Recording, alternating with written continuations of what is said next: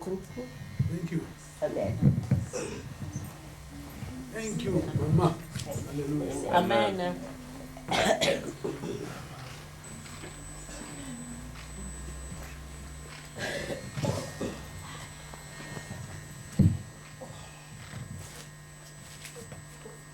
Oh, merci Seigneur. Père Céleste, au nom de Jésus, nous te remercions une fois encore. Nous nous sommes assemblés devant vous, au Père. Vous êtes invisible à nous, nos yeux ne voient même pas qui tu es, où tu es, mais nos esprits sont en contact avec toi. Alléluia. Et nous savons que tu habites en nous, pas seulement un jour, mais éternellement. Tu nous as menés dans ces lieux pour nous apprendre ta parole, à l'appliquer dans nos vies respectives, à pouvoir accomplir au Père Céleste tes projets éternels. Merci pour tout ce que tu fais à travers mes soeurs et frères qui sont présents. Père Céleste, tu les as protégés à venir ici, tu vas aussi les protéger lorsqu'ils vont rentrer à la maison. Nous brisons, nous cassons tout ce qui peut les arrêter en route, les esprits d'accident, des pannes mécaniques, et nous les cassons, nous les chassons au nom de Jésus. Amen. Que vos anges les accompagnent dans la maison pour voir aux besoins de leur vie. Pas seulement eux, mais toute leur famille. Merci pour ton amour. Merci Seigneur pour tout ce que tu fais dans nos vies. Nous remettons nos familles qui sont même ici, qui sont à l'étranger. Que tu puisses les protéger au Père Céleste. Que tu puisses aussi avoir cette chance de pouvoir écouter la parole de Dieu. Merci Seigneur pour l'unité et la communion du Saint-Esprit qui nous lie dans ce lieu. Et nous brisons les esprits de religion, de l'esprit de la sorcellerie, de la magie, de la rose croix, tout ce qui est ténèbres, nous les cassons, nous les chassons. Au nom de Jésus. Les esprits d'infirmité, de maladie, nous les cassons, nous les chassons au nom de Jésus. Merci Père, ce qui nous a amenés dans ce lieu. Nous sommes très contents parce que nous avons écouté ta parole qui est éternelle. Merci Seigneur pour la vie que tu nous as donnée. Que soit l'honneur et la gloire, au nom de Jésus, c'est ainsi prié. Amen. Amen. Au nom de Jésus. Regarde ton frère, ta soeur, tu me dis, je vous aime beaucoup. Je vous aime beaucoup. Je vous aime beaucoup. Je vous aime beaucoup, ma soeur. Je vous aime beaucoup, ma soeur. Mon frère, je vous aime. Mon frère, je vous aime beaucoup, mon frère. Pasteur, je vous aime. I love you. Amen. I love you, Mama. Amen. That's what I call you, Mama. Amen. Amen. Quand nous étions au Congo, on nous élevait, en tout cas, tous les mamans qui habitaient le quartier, on nous appelait maman.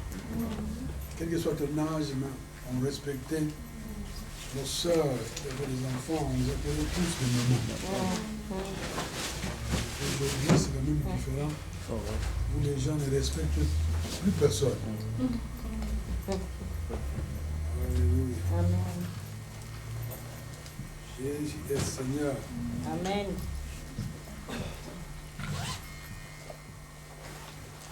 Nous sommes en train d'étudier un peu quelques versets bibliques qui sont dans le livre de Colossiens. Le livre de Colossiens, quand vous le lisez, vous pouvez comprendre ce que cette Église a enduré. C'est un livre que Paul a écrit. Paul n'a pas créé l'Église de Colosse. L'épître aux Colossiens, Paul l'a écrit, mais ce n'est pas lui qui a commencé l'Église de Colosse. Et Paul priait beaucoup pour cette Église. Dans cette Église, il y a eu des enseignements qui étaient erronés, qui ont été enseignés dans cette Église. D'ailleurs, aujourd'hui, avec tout ce qui s'est passé dans cette région, cette ville a disparu. Il y a eu des séismes, il y a eu des tremblements de terre, tout ça. Cette Église n'existe plus aujourd'hui. Chers amis, si nous ne suivons pas les enseignements que Dieu nous a donnés, que Jésus est venu nous ce qu'il a fait dans ce monde, demain, les églises vont disparaître. Beaucoup de gens ne le savent pas. Moi, je m'en souviens quand nous allons dans notre pays, dans certains villages au pays, les églises qui existaient à ce moment-là, les églises protestantes ou catholiques, n'existent plus. Ces églises ont disparu. Pas seulement au Congo, mais dans beaucoup de pays africains. Parce qu'il y a beaucoup de gens qui ne s'intéressent plus à la parole de Dieu. C'est pourquoi même ce que nous enseignons aujourd'hui, vous avez reçu ces enseignements dans le temps. Mais nous répétons quand même ces enseignements. Comme ça, vous pouvez avoir le privilège de pouvoir enseigner aux autres. C'est très important. Et c'est lorsque nous lisons, par exemple, nous prenons Colossiens, nous sommes toujours dans le livre de Colossiens, parce que nous sommes en train d'étudier quelque chose qui est très important. Cette église, quand vous lisez le livre de Colossiens, il y a tellement d'informations. Paul a fait en sorte que cette église puisse exister. Il a prié beaucoup, il a gêné, il a fait ce qu'il fallait faire. C'est pour moi, j'ai mon cœur ici à Bruxelles. Nous prions beaucoup pour Bruxelles.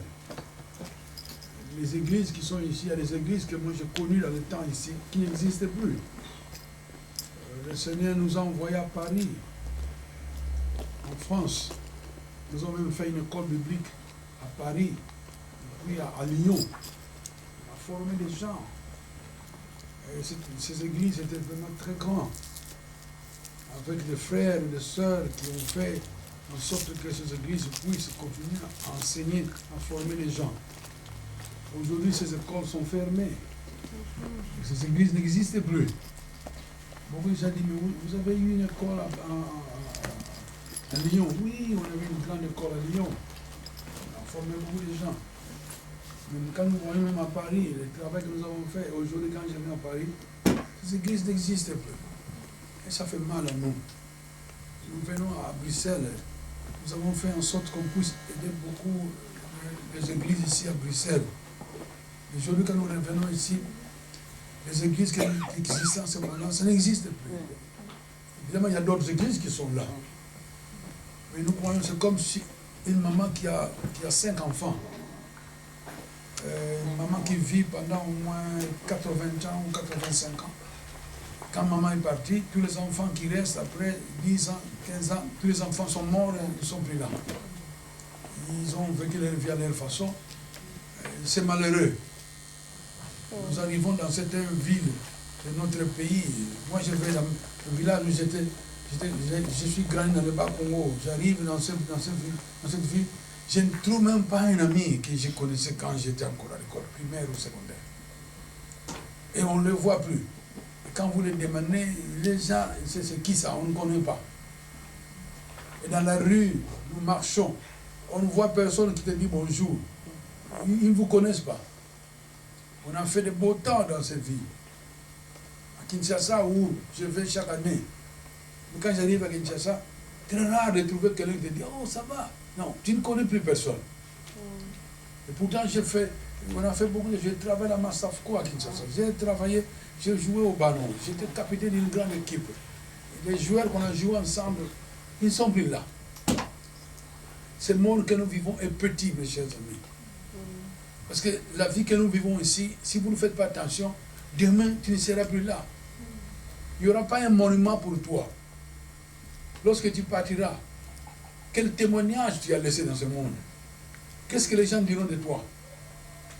Moi, je me souviens quand je parle de ma famille, les gens disent, mais quand tu parles de ma famille, parce que ma mère, mon père, ils ont laissé des monuments dans la ville où nous vivions. Papa était chef de gare. Et tous les gens qui étaient dans cette ville connaissaient mon père. Ils nous connaissaient.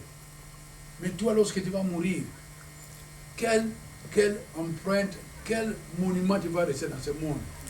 Est-ce que les gens parleront de toi? Je l'ai dit un jour dans notre église, il y a des gens qui pleuraient, il y a des femmes qui pleuraient. Lorsque tu partiras, est-ce que les gens dans l'église parleront de toi? Que maman Henriette qui était ici, ah, maman Henriette dans notre église. Quand maman Henriette vivait dans l'église, ah, maman Henriette. Et toi, dans l'église, qu'est-ce que tu as fait? Les gens dans votre quartier, dans la ville où tu habites, même dans votre propre famille, quel monument tu laisses? Vous voyez que Jésus n'est plus là. Il y a plus de 2000 ans qu'il est parti. Mais nous continuons à parler de qui? De Jésus. Parce qu'il a fait quelque chose qui est vraiment impossible que les gens puissent imaginer. Malgré les insultes qu'on donne à Jésus, tous les gens qui essaient de déformer la bonne nouvelle de l'évangile. Mais Jésus a vécu. Paul a vécu. Il y a des gens même qui insultent Paul. Mon cher ami, n'insulte pas Paul. Fais quelque chose. Laissez quelque chose, un monument sur cette tête des hommes. À l'église où vous allez, faites quelque chose. C'est très important. Moi, je me souviens un jour, quand j'étais encore pasteur dans notre église, j'ai trouvé une table qui était bien à cette hauteur-là. J'ai acheté ça. J'ai amené ça à l'église. Je l'ai mis à l'église. Chaque fois qu'on prenait la Sainte Seine, on utilisait cette table-là. C'est petit, c'est rien du tout. Mais quand les gens venaient à l'église, ils disaient, oh, mais ça c'est très beau. À la fin de l'église, ils disaient, mais cette table, ça appartient à l'église. Oh oui, mais c'est le pasteur qui l'a amené un jour. C'est rien, mais c'est comme un cachet. Qu'est-ce que toi tu as amené à l'église? Qu'est-ce que tu as fait pour l'œuvre du Seigneur? Vous allez au ciel. Nous allons vous souvenir de quoi? Donc non seulement. On a eu un type qui était dans cette église qui s'appelait Jeannot. Oh, quand Jeannot vivait. Oh, quand Jeannot... Alléluia. Toi, tu viens à l'église. Qu'est-ce que tu as fait dans cette ville? Moi, je vais à Bruxelles de temps en temps maintenant. Les gens que j'ai connus à Bruxelles, que nous avons vraiment travaillé ensemble, on ne les connaît plus, on ne les voit plus. Ce n'est pas très longtemps. Ce n'est pas le siècle passé. C'est maintenant, dans ce siècle que nous vivons. Question, toi, qu'est-ce que tu fais pour que l'évangile puisse aller de l'avant? Est-ce que vous investissez dans le royaume de Dieu? C'est vraiment très important. Vous avez entendu parler de Rockefeller aux États-Unis. Rockefeller, il a fait beaucoup de choses. Milliardaire. Aux États-Unis, Rockefeller, les gens me posent la question, comment il est devenu milliardaire comme ça? C'est un homme qui a investi dans des églises. Il y a des églises aux États-Unis qui étaient baptistes. Rockefeller, tout ce qu'il touchait, il a mené sa dîme à l'église. Et aux États-Unis, même à l'étranger, les gens ne savent pas ça. Rockefeller a mené sa dîme chaque mois à l'église. Il y a des églises qui étaient vraiment très vieux. Et il venait dans cette église, il reconstruisait l'église. Il a investi dans l'œuvre du Seigneur. C'est vraiment très important. Les vieux Ford, vous connaissez les voitures Ford. Monsieur Ford, lui, avec sa voiture Ford, il ne conduisait que Ford.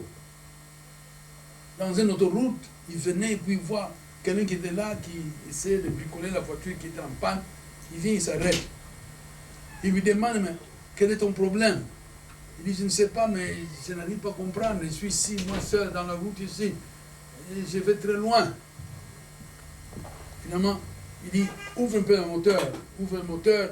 Ford qui regarde, c'est lui qui a fabriqué les véhicules Ford. Il arrange la voiture, il fixe le moteur, il rentre dedans, il rentre, il dit, mais toi tu es un bon mécanicien. Monsieur Ford qui rit, il dit, est-ce que tu me connais qui je suis? Il dit, je ne sais pas, c'est moi qui ai fabriqué cette voiture. Le type s'est mis à genoux, oh, c'est toi qui as fabriqué Ford, oui. Il dit, au revoir, il rentre dans sa voiture, il est parti. Tous ces gens-là, ils ont prospéré parce qu'ils ont été bénis, ils ont béni les gens partout. Ce n'est pas parce que les gens, ils avaient beaucoup d'argent ou d'intelligence. Leur intelligence, la sagesse a profité à beaucoup de personnes. Et toi, tu es dans un monde. Tout ce que tu connais, tout ce que tu fais, ça profite à qui? Jésus est venu, il nous a donné le salut. Ça profite à qui? À tout le monde dans ce monde. Toute personne qui est dans ce monde, qui reçoit Jésus, il devient enfant de Dieu. Il a fait une grande chose. Et nous, les chrétiens aujourd'hui, nous venons à l'église. Après l'église, nous rentrons chez nous. Nous sommes dans les ténèbres. On ne fait rien. On ne construit rien. On ne fait rien. On ne fait que bouder, mécontent des autorités, tout ça. Ils font des erreurs, mais ce sont des hommes comme nous. Nous venons à l'église.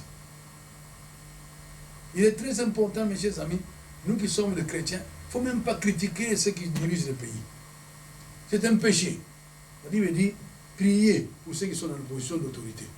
Quelle que soit leur façon de diriger. Ainsi, mes chers amis, le livre de Colossiens que nous sommes en train, nous ne sommes pas là à étudier le livre de Colossiens, mais nous prenons quelques exemples là-bas pour que ça puisse vous apprendre à vivre cette vie. Dans cette église, il y a eu beaucoup d'erreurs. À la fin même, Satan est rentré dedans, il a dérangé carrément. Les gens qui dirigeaient l'église, ils ne suivaient plus la Bible. Ils commençaient à faire ce qu'ils voulaient. Et Paul, maintenant, qui prie pour cette église de Colosse. C'est très important. Il y a beaucoup d'informations qui sont dans ces livres qui seront vraiment bénéfiques pour nous. Dans Colossiens chapitre 2. Dans Colossiens chapitre 2.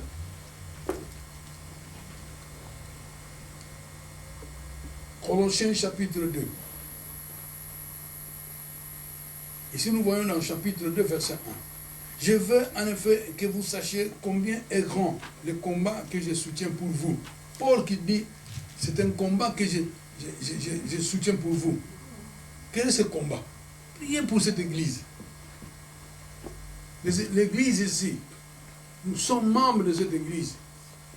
Nous devons prier pour cette église. Pour que la vision que le Seigneur a donnée à cette église puisse être, que les gens qui sont dans cette ville puissent voir ceci. Qu'ici à Bruxelles, qu'un jour les gens puissent dire, il y a une église quelque part, tel coin, cette église s'appelle tel nom. Alléluia. Amen. Mais c'est nous qui devons faire ce travail, nous les enfants de Dieu qui sommes dans cette église. Nous devons prêcher partout.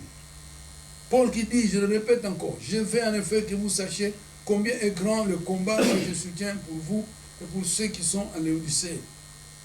Pour tous ceux qui n'ont pas vu mon visage.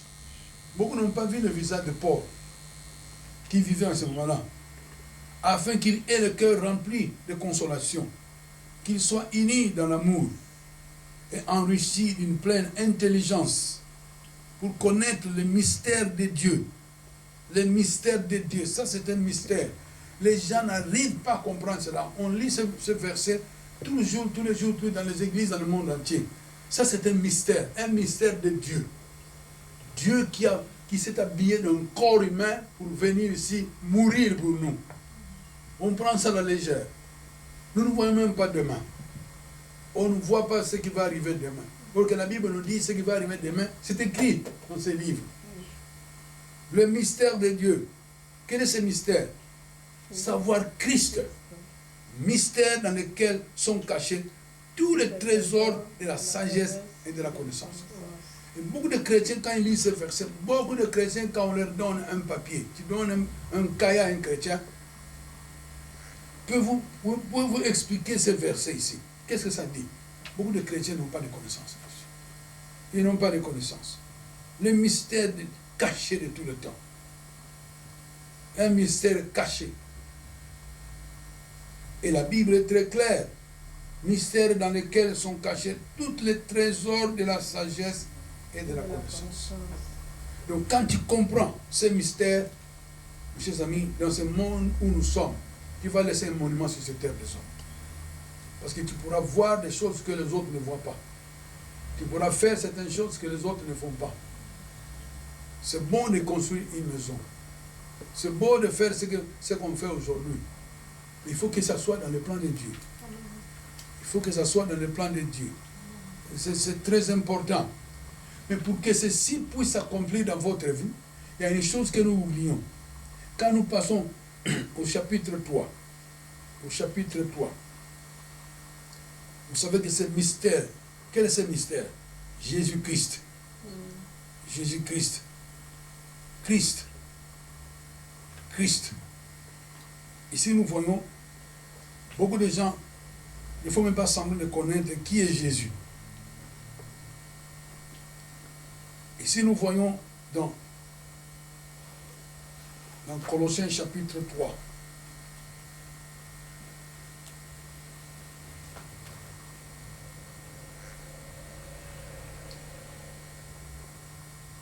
Nous lisons ici, la Bible est très, très claire ici. Verset 1. Colossiens chapitre 3, verset 1. C'est un livre que vous devez lire tous les jours pour vous rappeler ces choses. Si donc vous êtes ressuscité avec Christ, nous sommes ressuscités avec qui? Mais si nous sommes ressuscités avec Christ, ce qui signifie que nous étions morts. Si nous étions spirituellement, nous étions morts. Lorsque Christ est venu, il est mort pour nous, il est ressuscité, nous aussi nous avons été ressuscités. Spirituellement, nous étions morts. Et les enfants de Dieu qui vivent dans ce monde aujourd'hui, ils ne savent pas que nous étions morts spirituellement. On ne pouvait pas contacter Dieu. On ne pouvait pas contacter le Saint-Esprit, ni Jésus lui-même. La vie spirituelle, c'était étranger pour nous. Et dans ce monde où nous vivons, nous dans ce monde où nous vivons, spécialement en Afrique, les gens parlent souvent de la sorcellerie, de la magie, de l'occultisme. Tout ce qui est ténèbres dans le monde entier, vous direz qu'on a peur de toutes ces choses. Et c'est pourquoi que Jésus a peur des sorciers. Non. Mais si Jésus n'a pas peur des sorciers, nous aussi nous pouvons avoir peur des sorciers. C'est la même chose. Si donc vous êtes ressuscité avec Christ, cherchez les choses d'en haut où Christ est assis à la droite de qui? De Dieu. Jésus a été ressuscité des morts. Lui, il est mort physiquement. Il est mort physiquement et puis il est ressuscité. Mais quand il est ressuscité, Jésus a reçu un autre corps. Un corps glorifié. Nous, un jour, nous aurons un corps glorifié. Ça sera très beau. Nous attendons impatiemment pour que nous puissions avoir le corps glorifié. Mais pour avoir ce corps glorifié, il faut accepter Christ. Si tu n'as pas accepté Christ, le corps glorifié, tu n'auras jamais ce corps glorifié. Beaucoup de gens font semblant d'être chrétiens, mais ils ne font rien. Jésus qui voyait toute cette foule qui venait, qui donnait l'argent à l'aumône. Mais il y a une fille, une maman qui était là, qui a donné, je crois que c'est une penny. C'est presque rien. Jésus regarde les gens qui donnaient les offrandes. Ce n'est pas la quantité de l'argent que tu donnes à l'église, mais ton cœur. Qu'est-ce que tu investis? Et ici, cette femme a investi, cette penny-là qu'il a investi. Jésus qui a dit, cette femme a donné plus que tout le monde. Et nous, à l'église, quand nous voyons à l'église, moi je me souviens à l'église, maman et moi, quand nous étions des pasteurs, il y a des fois on avait une facture de l'église qui est arrivée, mais on n'avait pas assez d'argent. On prenait notre argent, on payait la facture de l'église. Mais on n'allait pas à l'église dire, oh, nous avons payé la facture de l'église. Oh, nous avons payé la facture. Non. Il y a le Seigneur qui voit tout ce qui est dans le secret, le Seigneur voit. C'est comme ça que vous êtes bénis dans ce monde. Les enfants de Dieu ne voient pas ça. Ils vivent dans ce monde comme des gens qui sont aveugles. Alléluia. Amen. Nous répétons ici, si donc vous êtes ressuscité avec Christ, cherchez les choses d'en haut, où Christ est assis à la droite de qui? Père. Qu'est-ce qui se trouve à la droite de Dieu, là où Jésus est assis? Qu'est-ce qu'il trouve là-bas? Il dit, cherchez ces choses-là. Ces choses qu'il faut chercher, mes chers amis, c'est tout ce que Jésus a. Il a les enseignements, les bénédictions. Il a un plan. Il a cette connaissance. Il vous donne ce qu'il faut faire. Comment le faire? Le Saint-Esprit habite en nous. Il peut faire ce travail. Mais nous ne faisons pas un effort.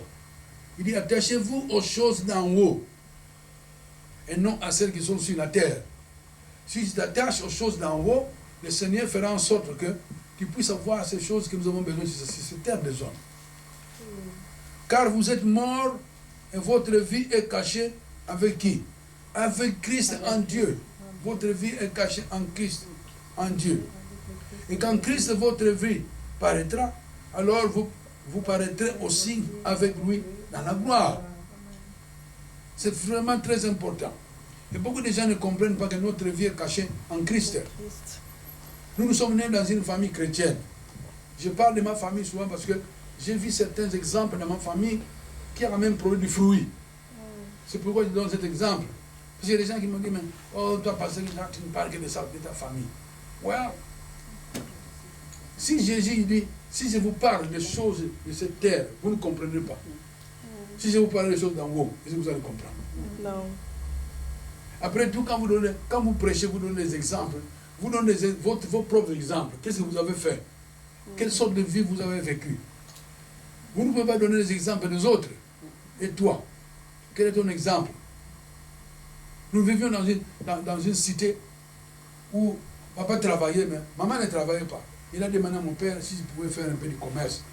À la fin, papa dit, oui, fais ce que tu peux faire. Et maman commençait à vendre des bananes. En Bazangoumou, il y avait beaucoup de bananes. Beaucoup de bananes. Nous, on allait même dans le village de Bandibou, vous allez là-bas, vous prenez les bananes, vous les mangez, parce qu'il y a même des singes qui venaient, qui mangeaient ces bananes. Tellement qu'il y avait trop. Et nous, on prenait ces bananes, on mangeait. Maman a commencé à vendre des bananes. Il achetait peut-être 2 ou 3. Ça venait, on les mettait, on les pandait, et puis il les vendait. Et les gens venaient. Ils achetaient ces bananes à la longueur des journées. Les gens venaient. Il y avait beaucoup de bananes chez nous. Maman les vendait. Qu'est-ce qui est arrivé? Les gens dans les quartiers ont vu maman qui vendait des bananes. C'est tous les mamans maintenant qui commencent à vendre quoi?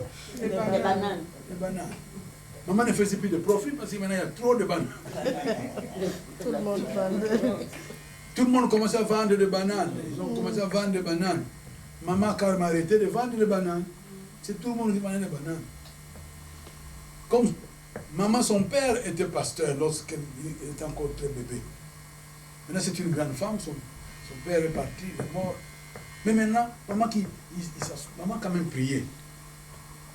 Et le Seigneur lui a donné, bon, tu vendais des bananes, tu arrives quand même à faire un peu de profit. Maintenant, tu ne peux plus vendre des bananes. Il a demandé au Seigneur, qu'est-ce qu'il doit faire? Le Seigneur lui a dit, il faut vendre des arachides. Maman a commencé à vendre quoi? Des arachides. Donc, tous les gens qui achetaient les bananes dans les quartiers, ils venaient chez maman pour acheter quoi? Les arachides. Et ils mangeaient les bananes avec quoi? Avec les arachides. Maman faisait beaucoup de profit que ceux qui vendaient des bananes parce qu'ils étaient trop nombreux. Il n'y a qu'elle qui vendait quoi? Les arachides. Après une année, tout le monde commence à vendre quoi? Des arachides. Et maman ne vendait plus des arachides. Il ne vendait plus de bananes, il ne vendait plus des arachides. C'est tout le monde qui vendait ce que lui avait commencé. Mais maman n'est pas s'arrêter là. Il était là, il commence à penser tout ça. Maman commence à faire des beignets. Dans les pays africains, on a beaucoup de gens qui vendent des beignets. Et maman commence à faire des beignets. Avec des beignets, maman faisait beaucoup de profit. Maintenant, c'est beaucoup de femmes qui commencent à faire quoi? Des beignets aussi. À vendre des beignets. Mais tu vois, maman, avec l'intelligence qu'il avait, il faisait tout ça. Comment il a eu cette intelligence? En priant. Parce que quand vous priez, Dieu peut vous donner de faire ça qui va profiter à tout le monde. Et ce n'est pas seulement que les gens vendaient des beignets ou des arachides ou de bananes. Mais maintenant, c'est toute la ville qui en profitait. Parce qu'au début, il n'y en avait pas. Maintenant, les gens dans la rue, ils peuvent acheter des bananes ou des arachides et les gens peuvent se nourrir.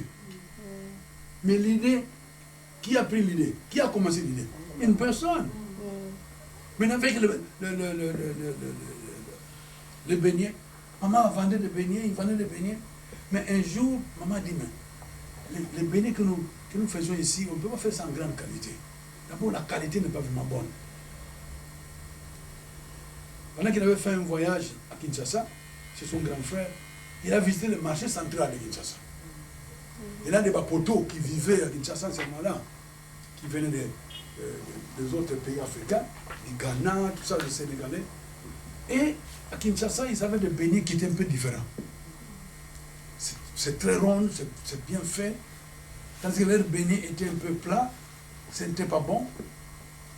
Et maman demandait à maman, mais comment vous faites pour que vos beignets soient ronds comme ça, très beaux?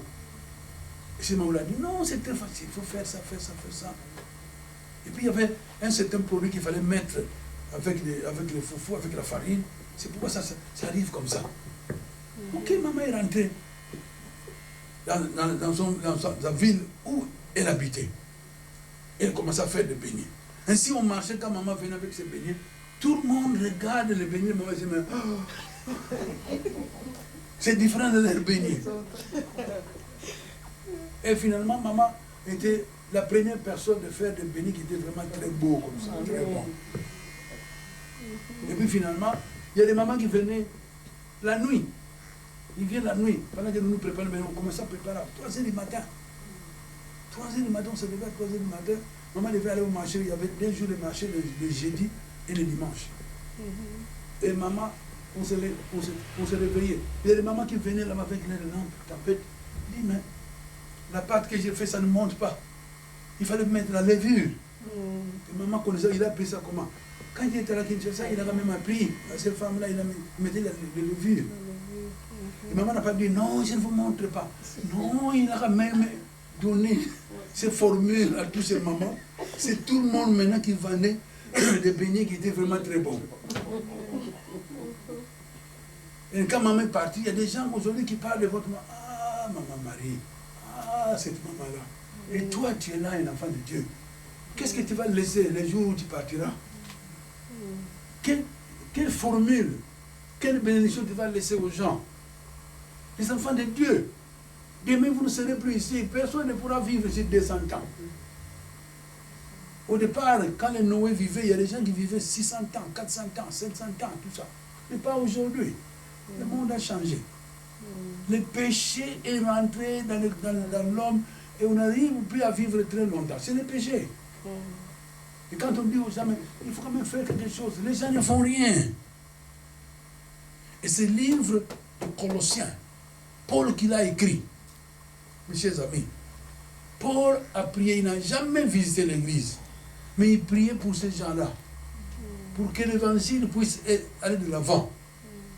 Et nous voyons cette église aujourd'hui n'existe pas. Mes chers amis, si cette église existait aujourd'hui, l'église de Colosse, moi je crois qu'on allait visiter cette église.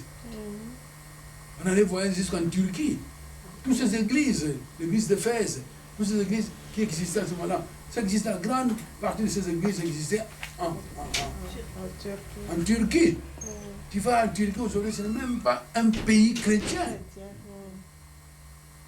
Et les chrétiens ont peur d'aller faire une église en Turquie.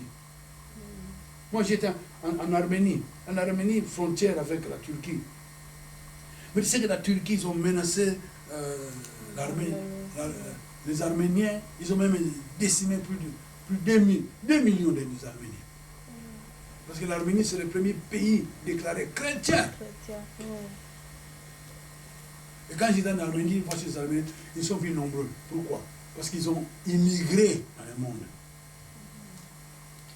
Les Turcs ont vraiment décimé cette race. Les Américains ont pris une grande partie, l'Europe aussi, partout en Europe, les Arméniens sont là. Dans leur pays, beaucoup de vieux qui sont là sont des malheureux, ils n'ont rien. C'est un pays qui n'a presque rien. Et nous vous parlons de l'évangile. C'est l'évangile de Jésus. Nous devons, mes chers amis, prendre part de cet évangile de qui? De Jésus. C'est vraiment important. Maintenant, lisons ce chapitre-ci, chapitre 3, Colossiens, chapitre 3, verset 9.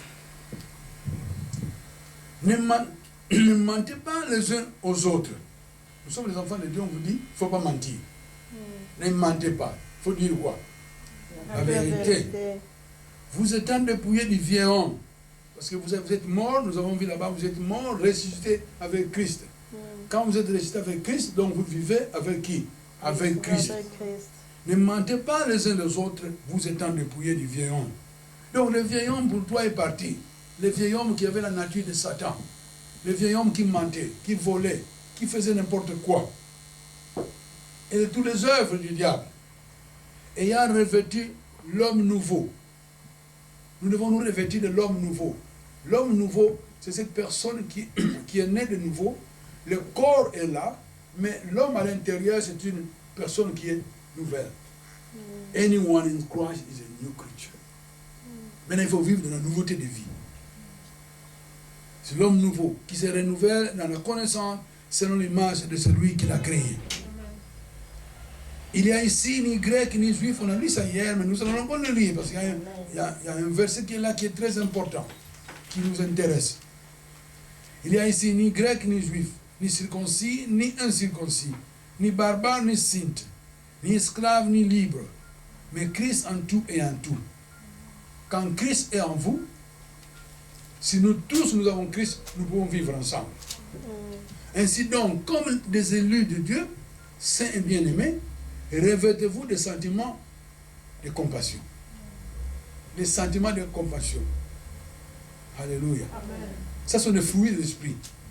Les enfants de Dieu, vous devez démontrer les fruits de l'esprit partout où vous êtes. La bonté du Seigneur. Les sentiments de compassion, de bonté, d'humilité, de douceur, de patience.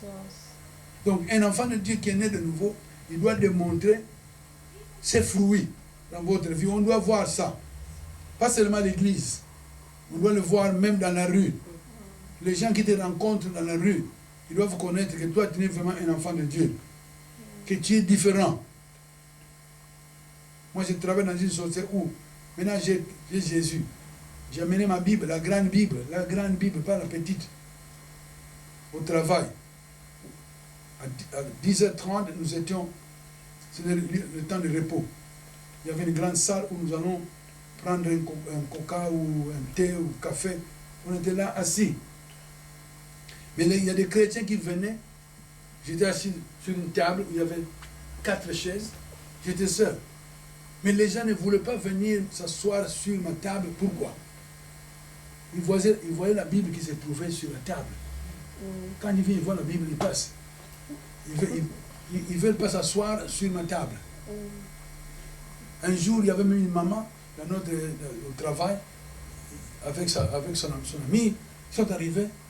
Cette maman est venue, il s'est courbé et dit, toi aussi tu exagères. Tu amènes toute la Bible à mon travail comme ça. Il a dit toute la Bible. Je n'ai pas compris.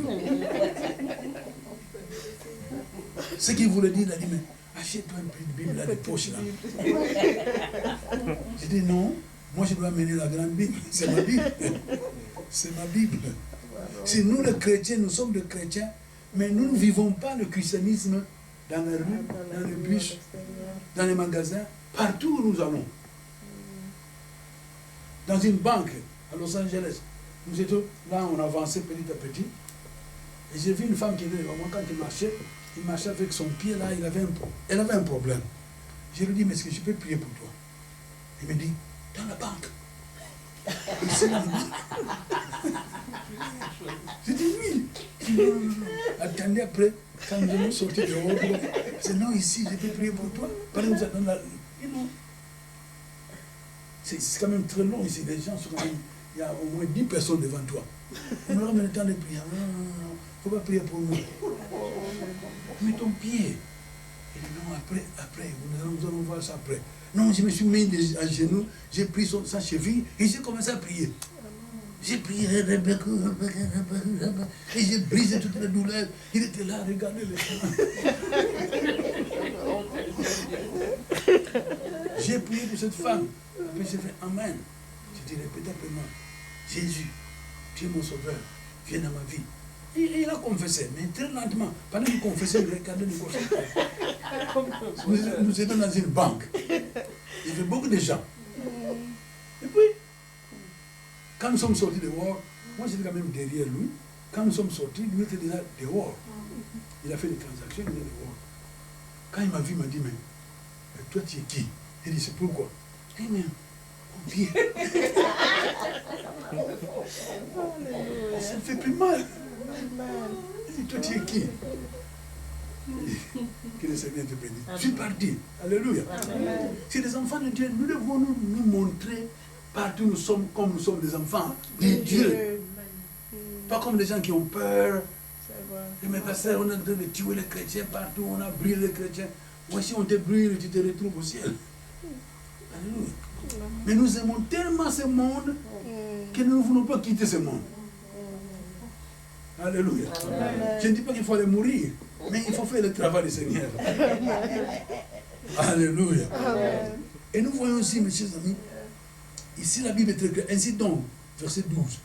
Ainsi donc, comme des élus de Dieu, saints et bien-aimés, revêtez-vous des sentiments de compassion, de bonté, d'humilité, de douceur, de patience. Supportez-vous les uns les autres. S'il est à sujet de se plaindre de l'autre, pardonnez-vous réciproquement. De même que Christ vous a pardonné. pardonnez-vous aussi. Verset 14. Mais par-dessus toutes ces choses, revêtez-vous de quoi? De l'amour, qui est le lien de la perfection. Donc si les chrétiens, nous n'allons pas apprendre à marcher dans l'amour, nous n'allons pas propager l'évangile dans le monde. Parce que le Saint-Esprit est amour. Parce que si nous ne marchons pas dans l'amour, nous n'allons pas prêcher l'évangile. Nous n'allons pas faire ce qu'il faut faire. Il est très important. Parce que la Bible dit, revêtez-vous de l'amour, revêtez-vous de l'amour. Il faut trouver quelque part pour que tu puisses acheter un habit qui s'appelle quoi? Amour. Mais l'amour, ça ne s'achète pas. Il y a des gens qui vous disent, mais cette femme-là est pleine d'amour. Comment il a trouvé l'amour? Mais pour trouver l'amour, il faut voir Jésus. Il faut voir Jésus. Revêtez-vous de l'amour, qui est le lien de la perfection. Et qui est la paix de Christ à laquelle vous avez été appelés pour former un seul corps, règne dans vos cœurs. Soyez reconnaissants. Ici maintenant, pour que l'amour de Dieu puisse vraiment remplir toute ta vie, il y a quelque chose qu'il faut faire. La Bible nous dit sur le verset 16. Vous voyez le verset 16? Le verset 16 est très important. Que la parole de Christ demeure en vous dans toute sa richesse. Si tu veux avoir l'amour de Dieu, il faut te remplir de quoi? De la parole de Dieu. The word of God. La parole de Dieu doit être... Tu dois être riche dans les versets bibliques. Pas seulement que tu es riche dans les versets bibliques, mais il faut appliquer la parole de Dieu dans votre vie. Il faut pratiquer. L'amour se pratique. Tu ne dis pas, oh, moi je suis plein d'amour, je suis plein d'amour. Non. Il faut que les gens puissent voir. L'amour se fait voir. Il faut voir que cette personne... À Kinshasa, moi je m'en souviens quand nous étions à Kinshasa, le bus, Gérobus qu'on appelait à ce moment-là, sont arrivés. Dans le bus, lorsqu'on voyait une vieille maman, un vieillard qui est là dans le bus, les jeunes, souvent, on se mettait debout pour donner la place aux vieillards ou aux mamans. Ça c'est l'amour aussi. Alléluia. C'est l'amour. Mais il y a des gens qui ne le font pas. Dans le bus, les gens s'entassent comme des sardines. Quelqu'un qui veut rentrer, non, ils ne veulent même pas qu'il rentre. L'amour de Dieu, mes chers amis. L'amour de Dieu. Ici, verset 16. Que la parole de Christ demeure en vous dans toute sa richesse. Instruisez-vous, exhortez-vous les uns les autres en toute sagesse, pas de psaumes, pas de hymnes, pas de cantiques spirituels, chantant à Dieu dans vos cœurs en vertu de la grâce. Alléluia. Vous êtes là, vous êtes des chrétiens. Combien de fois les chrétiens, est-ce qu'il y a des chrétiens qui chantent des chantons, des psaumes, des hymnes à leurs frères, à leurs sœurs? On trouve ça très, très difficile. Moi, je me souviens, ma fille a râlé à mon anniversaire. Ma fille a téléphoné. Il dit, il y a des gens qui veulent me bénir. Qui sont ces gens qui veulent me bénir? Écoutez, il a carrément poussé sur le téléphone. Quand il a poussé, il a mis ça dans... pour que cette chanson puisse rentrer dans le téléphone, pour que nous puissions écouter. Il a mis son mari, elle-même, les 4 enfants, 2 garçons, 2 filles, et ils ont commencé à prier, à chanter. Happy birthday to you.